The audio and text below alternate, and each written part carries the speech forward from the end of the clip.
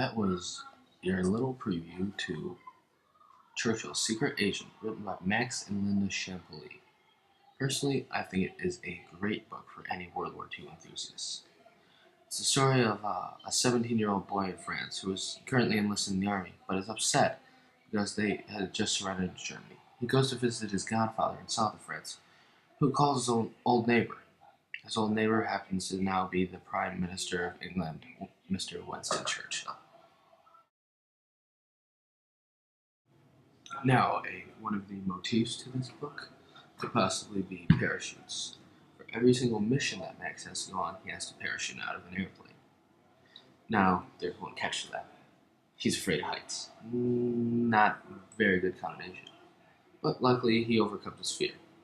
I believe that also kind of leads us into our theme of the book, overcoming something.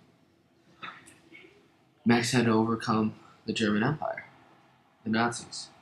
He had to overcome his fear of jumping out of an airplane. On every mission, basically, he was taking a jump.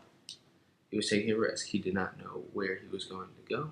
He did not know what was going to happen, but he took the risk. In life, to achieve things, we often take risks. Sometimes we land where we want to, other times we fall. You want to know why we wrote the book? It's because I will express myself in French. I can express it better that way. La raison pour laquelle je voudrais que you want to know that the young people to know that this could happen today. That's why it's so important to know what happened in your generation. That was Max and Linda Champollion explaining why they wrote the book. I think, it's a really good reason, and, they actually have a good message connecting to today's world of, this can happen again, and, we need to prevent it. World War II can repeat itself, as most history does. One of the things I find most amazing about this book is that it is based on a true story.